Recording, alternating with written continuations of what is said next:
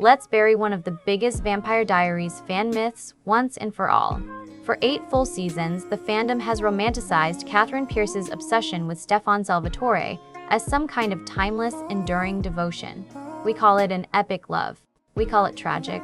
We hold it up as the one pure redemptive thing in a life built on bloodshed and betrayal.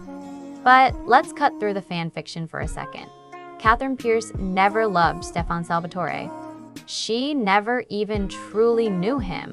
What she loved was the version of herself she saw reflected in his eyes, before she turned him into a monster right alongside her.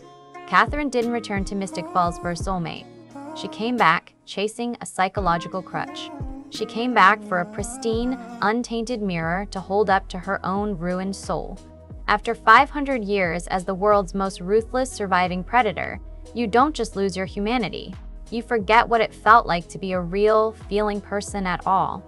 You shrink into a hollow shell of raw survival instincts, an assemblage of scars and lies held together by silk corsets and ice-cold ambition.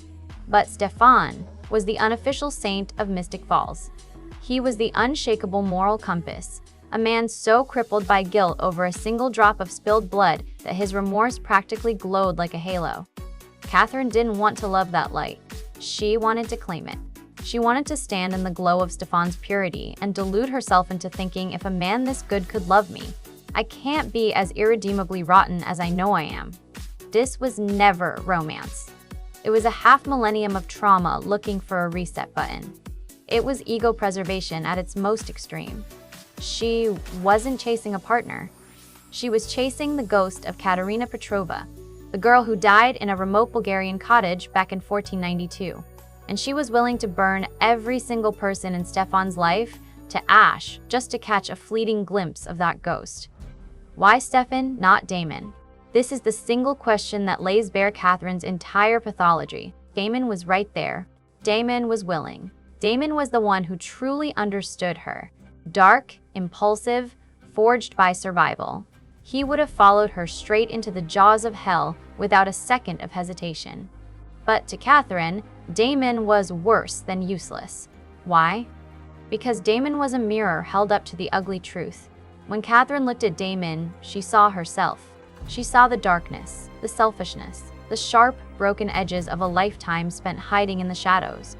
Damon reflected back the monster she had become. And Katherine Pierce hated that monster more than she ever hated Klaus Mikkelsen. She chose Stefan because he represented the impossible redemption she could never earn on her own. Stefan was the moral compass. Even at his absolute lowest, his identity was defined by his fight to be better. To someone as starved for validation as Katherine, that level of purity isn't something to admire. It's something to devour. She fixated on Stefan's inherent goodness because she needed a moral anchor. She needed someone so relentlessly good that his mere presence could feel like absolution for her sins. Think about the psychology of this for a second. Someone trapped in this mindset doesn't want an equal. An equal is a threat. An equal demands vulnerability.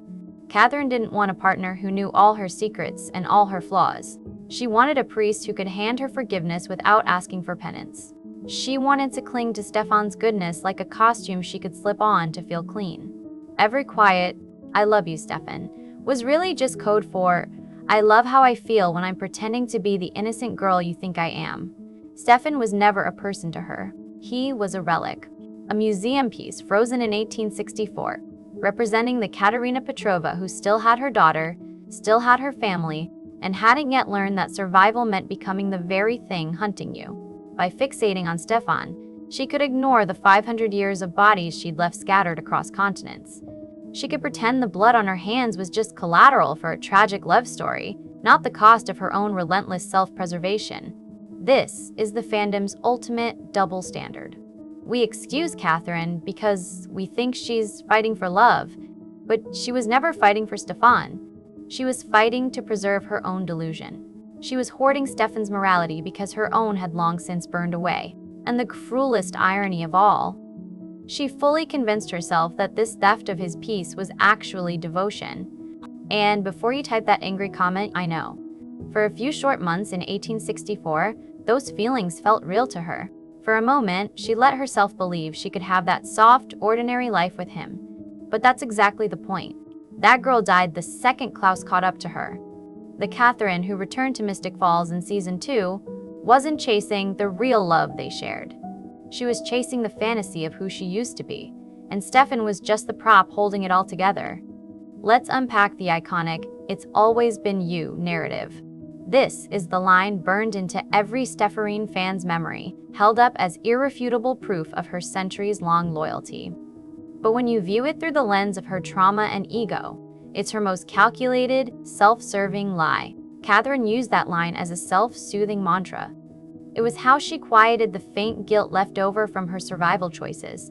If it had always been Stefan, then every manipulation, every murder, every betrayal she'd committed over 500 years could be written off as necessary sacrifices for an epic love. It reframed her villainy as a noble quest. But the line we have to draw, and the take that will probably get me dragged in the comments, is the difference between loving a person and loving the version of yourself you see reflected in their eyes. Katherine never cared one bit about Stefan's happiness. If she had, she would have stepped back and let him build a life with Elena. She would have let him find the peace he'd spent a century chasing.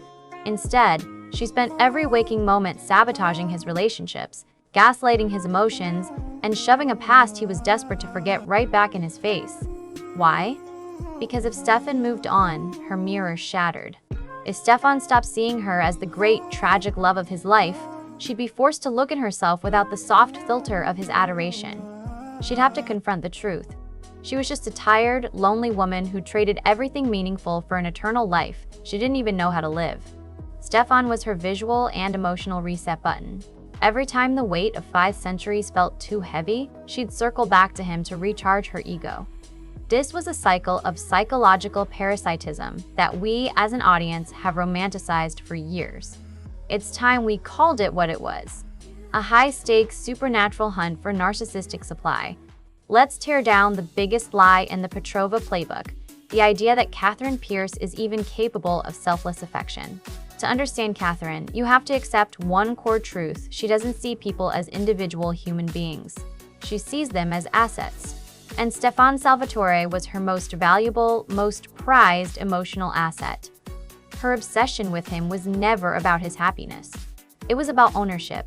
Think about how she tampered with his memories, toyed with his free will, and forced herself back into his life like a recurring nightmare he could never wake up from. That isn't love. That's narcissistic hoarding of another human being. She refused to let him move on. Not because she couldn't live without him, but because him walking away meant she was losing control. To someone with her survival mindset, being forgotten is a fate worse than death. If Stefan built a new life with Elena, Katherine would cease to exist in the one place she still felt good. She would rather Stefan be miserable and tied to her forever than happy and completely free of her. And if you want irrefutable proof of her twisted priority hierarchy, look no further than her own daughter, Nadia Petrova. This is the brutal truth stands of Katherine hate to hear. Nadia spent 500 years searching for her mother, 5 centuries of pure, unwavering devotion, crossing continents just to find the woman who'd given birth to her. And when she finally found her, what did she get in return? A mother who cared more about chasing her epic romance with Stefan than about the child ripped from her arms back in 1490. Even in Season 5, as Nadia lay dying in her arms, Katherine's mind was still tangled in her own schemes and her obsession with the Salvatores. Katherine choosing the fantasy of Stefan over her own flesh and blood is the ultimate indictment of her character. She chose the fantasy of a man who didn't want her, over the reality of a daughter who worshipped the ground she walked on. Why? Because Nadia was a reminder of her past pain and her failures. She demanded vulnerability, responsibility, and the kind of selfless love Katherine could no longer give. Stefan, meanwhile, was a tool for her ego. He let her play the tragic heroine in a romance she'd written herself. Every single time, she chose the mirror over a real person. We also have to talk about the raw dopamine hit Katherine got from the chase itself. For 500 years, her life was defined by running. She was the prey, and Klaus was the relentless hunter. But when she rolled back into Mystic Falls, she flipped the script entirely. She became the hunter, and Stefan became the prize. The epic love persona she built around Stefan was a carefully calculated brand. It gave her empty immortality a sense of purpose. When you're immortal and hollowed out, you have to invent a mission just to keep from going mad. For Katherine, that mission was Stefan. The "it's always been you" story wasn't just a lie she told him. It was a lie she told herself, to give her endless, hollow days a plotline to follow. She never learned how to exist in a relationship that required vulnerability. To Katherine, vulnerability equaled death. Survival meant dominance. So her love for Stefan had to be a power play. She had to be the one pulling all the strings, choosing when to appear, when to vanish, who lived and who died in his inner circle. She crafted this brand of undying devotion because it made her feel superior to ordinary girls like Elena. She wanted to believe her love was deeper, darker, more epic simply because it had stretched across 5 centuries. But it didn't survive 5 centuries. It was just archived for 5 centuries. A 500-year-old obsession she defrosted and served up to a man who'd already moved on with his life. Now let's look at her endgame. In the final seasons, we see Katherine at her most desperate and her most transparent. What does she do? Does she sacrifice herself for the man she claims to have loved for all eternity? No. She tries to seize control of the afterlife. She fights to become Queen of Hell. Her final choices in the series aren't the acts of a woman consumed by love. They're the acts of a woman watching her carefully built legacy crumble. Her attempt to body jump into Elena in Season 8 wasn't just about staying alive. It was about stealing the life she felt she was owed. She wanted Elena's body, Stefan's devotion, and the undivided attention of everyone in Mystic Falls.